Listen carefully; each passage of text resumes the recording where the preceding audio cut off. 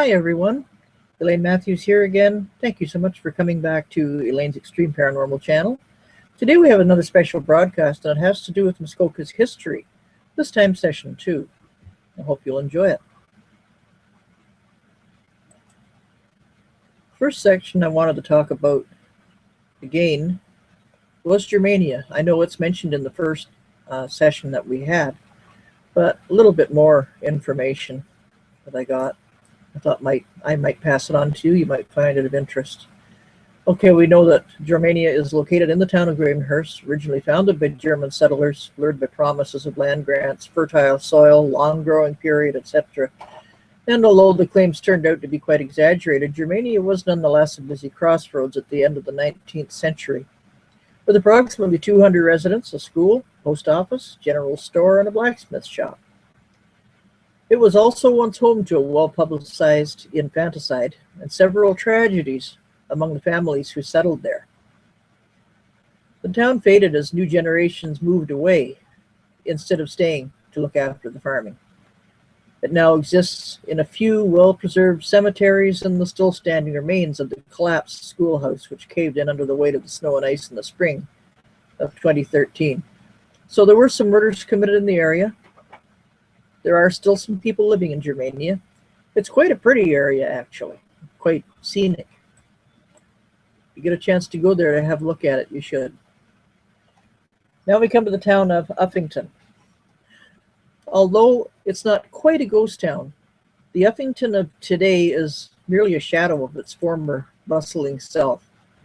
Like Germania, the original settlers in the area were attracted by land grants and exaggerated claims of rich farmland. And this resulted in a town that had 2 general stores, 3 churches, and a variety of other businesses. Excuse me, including a hotel where an attempted murder took place at the height of the town's prosperity. Unfortunately, most of the original farming families moved away in search of better land, and Uffington declined. The original Anglican church still stands, but many of the other original buildings have either collapsed or are unsafe to enter. And next we come to Falkenberg. Falkenberg was one of the first settlements on the old Muskoka Road, which was built by the Ontario government in the mid-19th century to connect Muskoka and North Bay. The 200-kilometer lumber road eventually became a busy stagecoach route to Bracebridge.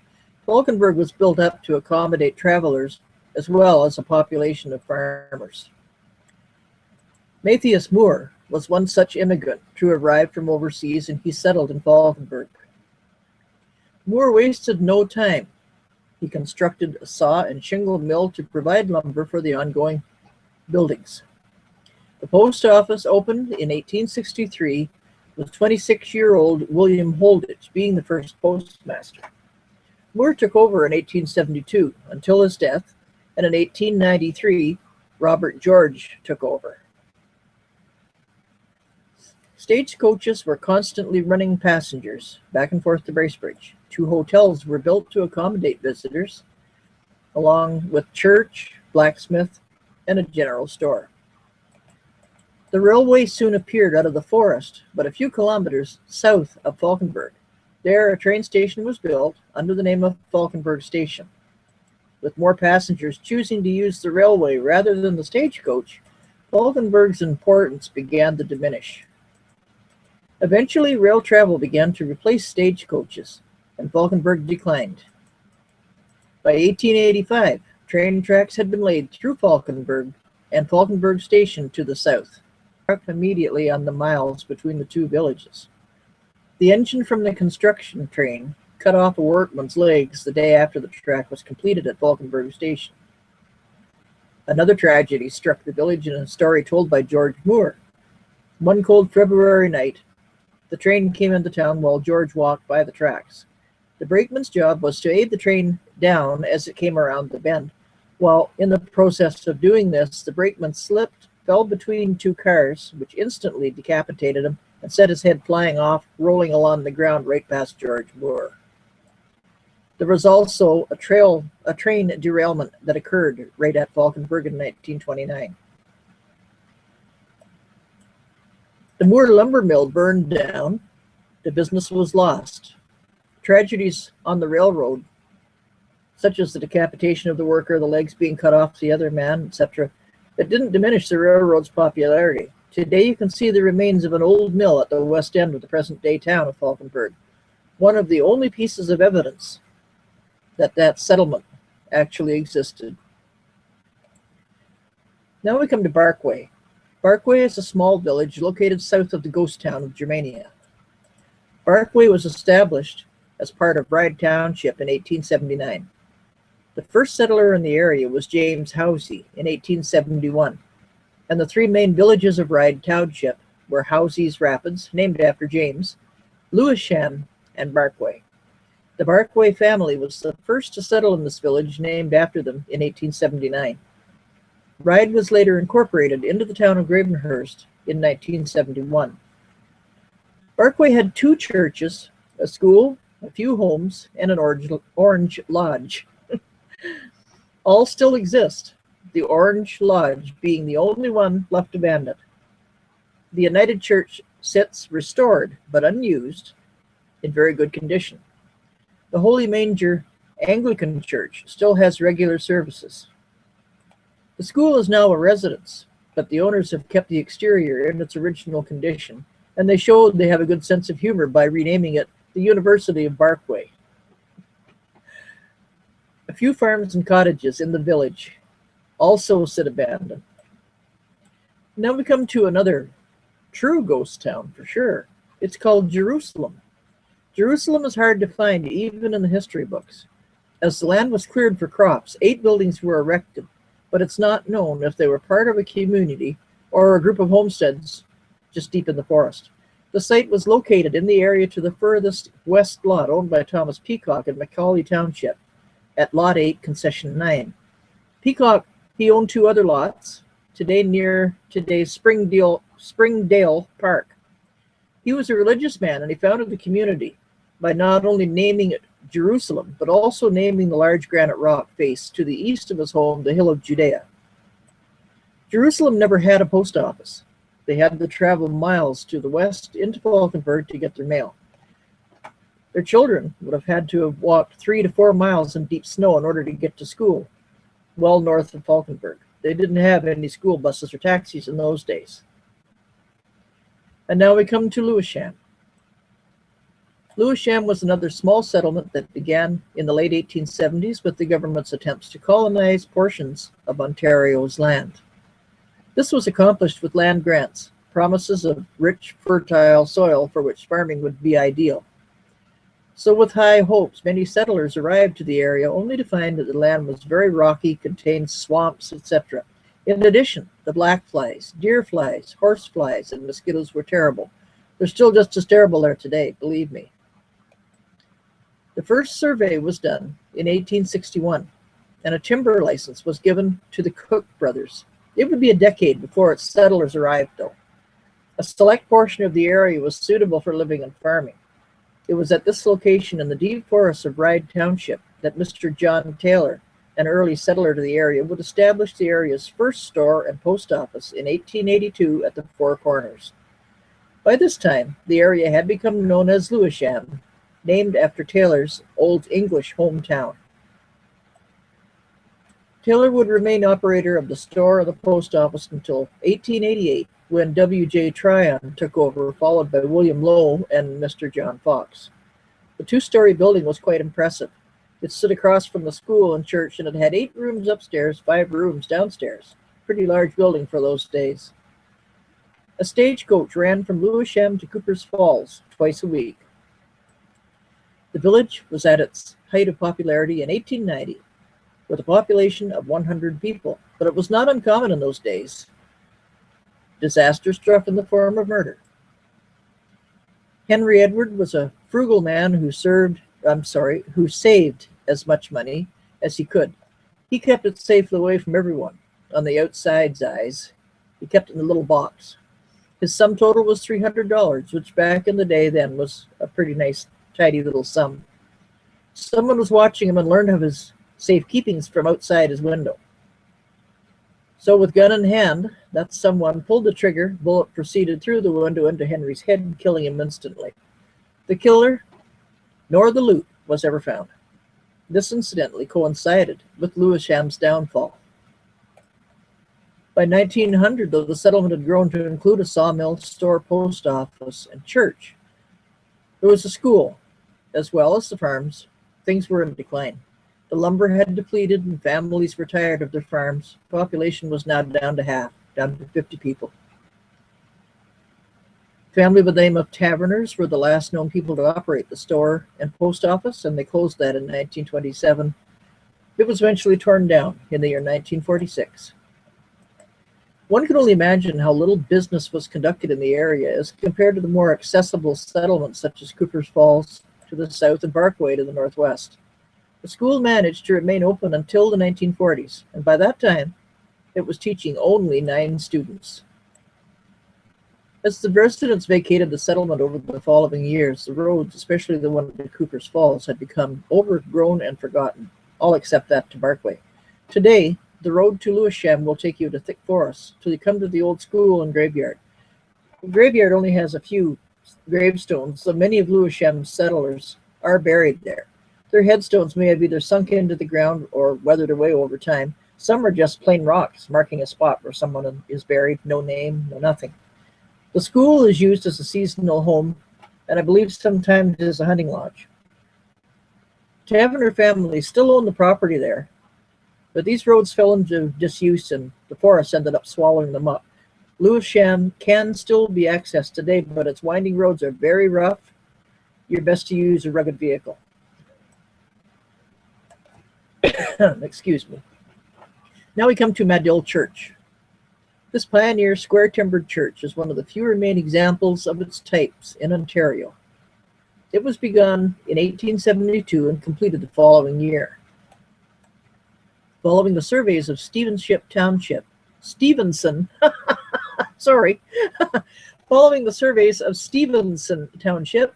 1862 and 1871, the extension of the Muskoka Road to the site of Huntsville in 1870. Many settlers took up land in that area. One of these was Mr. John Madill, who donated an acre of land for the church and burying ground, and the members of the congregation contributed the logs to build the church. The first services were conducted by itinerant missionaries of the Wesleyan Methodist Church.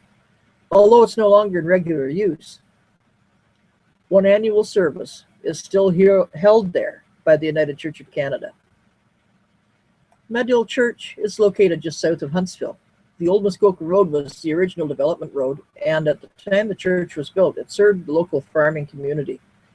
Built in 1872 to 73 by Wesleyan Methodists, it's one of Ontario's few remaining squared white pine log buildings with dovetailed corners.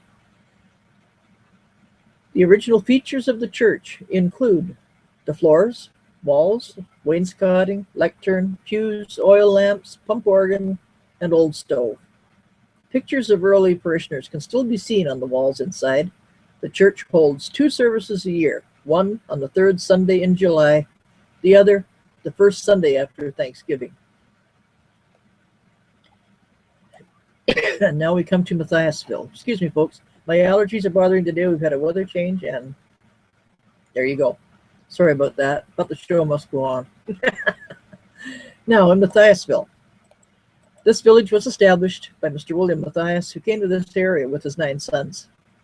He was a productive man, busy at many jobs. He was a carpenter, a millwright, a blacksmith.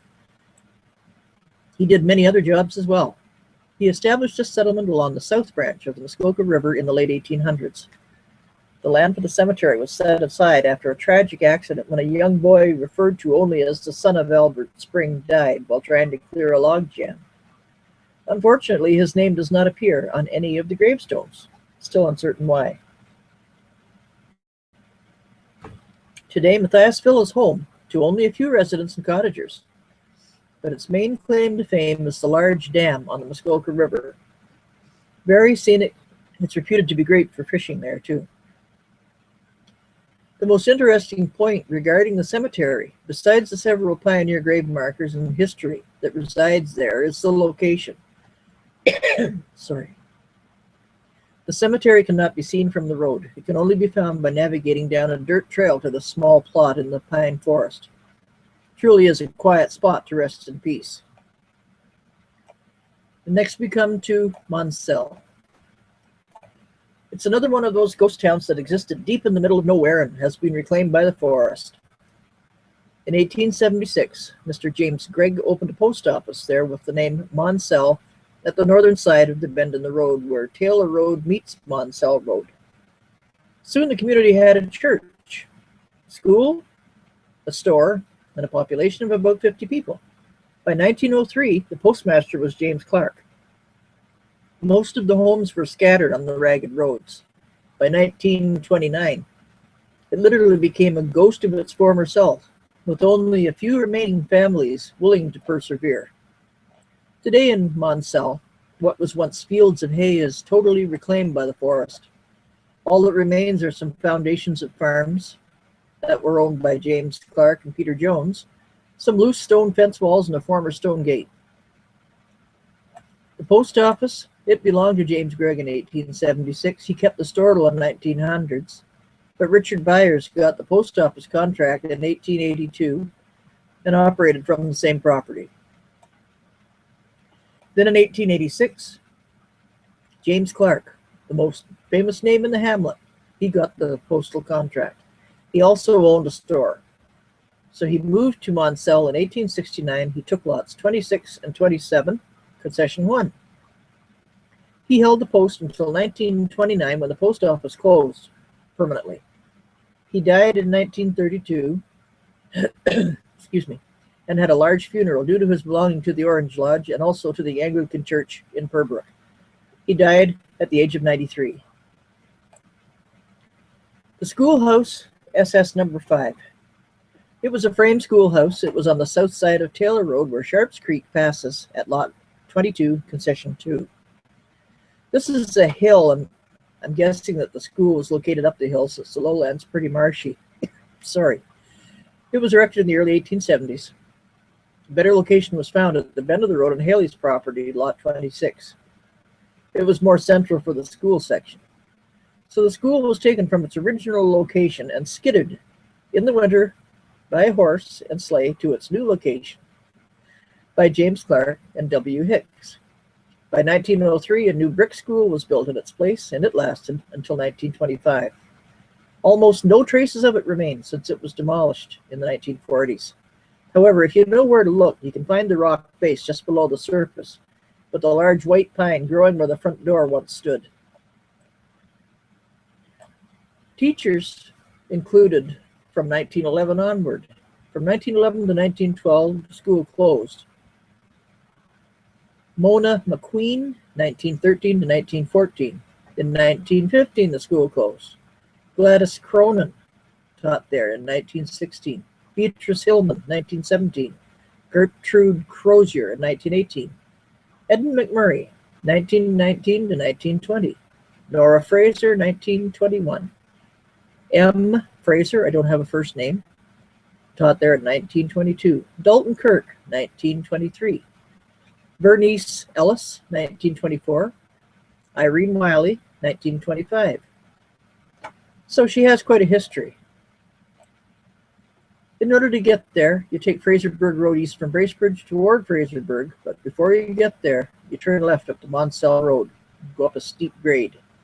Across the road is Purbrook Road, so you follow the Monsell Road north for a kilometer or more until you see a couple of campers on your left on a grassy hill. This information I'm giving you folks, incidentally, is not my own. I got it from the internet, so I'm not trying to claim the rights to this.